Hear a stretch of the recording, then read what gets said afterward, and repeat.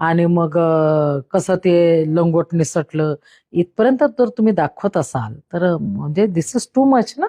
की आणि मग तुम्ही कसला पॉलिटिक्स विथ रिस्पेक्ट करता?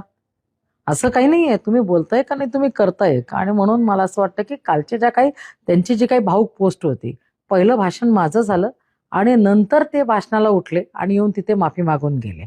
ऍक्च्युली हे त्यांनी खरं तर निकाल लागल्या लागल्या जर केलं असतं तर त्यांचा माझ्या मनात नक्की आदर वाढला असता.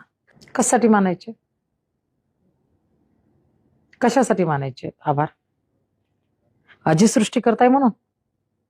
तुम्ही पापक्षालन करण्याचा प्रयत्न करताय आणि पापक्षालनासाठी कशाला आभार मानायचे? कारण की अजितदादा तर गेलेत. त्यांच्या वतीनं बोलणारं कोण आहे? ते तर काही बोलू शकत नाहीत.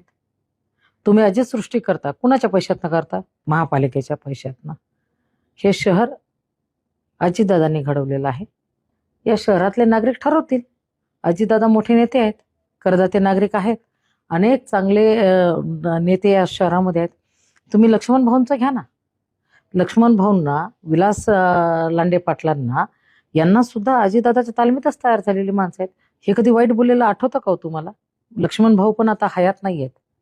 म्हणजे मी लक्ष्मण भाऊंबरोबर काम केलं. लक्ष्मण भाऊंना जर का अजितदादा येताना दिसले तर लक्ष्मण भाऊ खाली मान घालून एका बाजूने उभे राहायचे किंवा दुसरीकडे कुठेतरी निघून जायचे. नाही, हिम्मत म्हणजे काय असतं माणसाला, एकदा तुम्हाला लोकांनी स्वीकारायला सुरुवात केलं, काय असतं की तुम्ही दोन प्रकारच्या लोकांमध्ये रमत असतात. एक असतात तुमचे चमचे आणि एक असतात तुमचे विरोधक, जे जे वैचारिक विरोधक असतात. आणि हल्ली कसं असतं, नेत्यांना ज्यावेळेस निवडणुका जिंकू लागतात तुम्ही, त्यावेळेस तुम्हाला वैचारिक विरोधक चालत नाहीत, तर तुम्हाला चमचेगिरी करणारे लोक हवे असतात.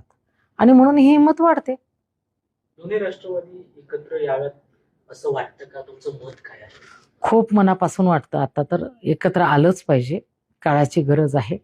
एकत्रित येऊन काम केलं तर या महाराष्ट्रासाठी एक नवीन नेते या महाराष्ट्राला मिळणार आहेत. तरुण तडफदार नेते असतील. सुनेत्राताई पवार सारख्या अत्यंत काय म्हणतात ना, रणरागिणी आहेत त्या. अजितदादा सारख्या वादळाबरोबर संसार करणं सोपं नव्हतं.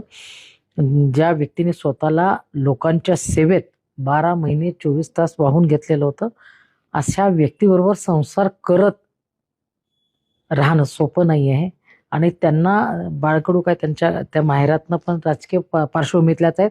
आणि एवढ्या मोठ्या घरामध्ये ज्यावेळेस सून म्हणून आल्या किंवा अजितदादांची पत्नी म्हणून त्यांनी ज्यावेळेस इथे वावर चालू केला असेल, त्यांचा कल्पना येते ना की किती गोष्टीशी तडजोड केली असेल, नाही का? वैयक्तिक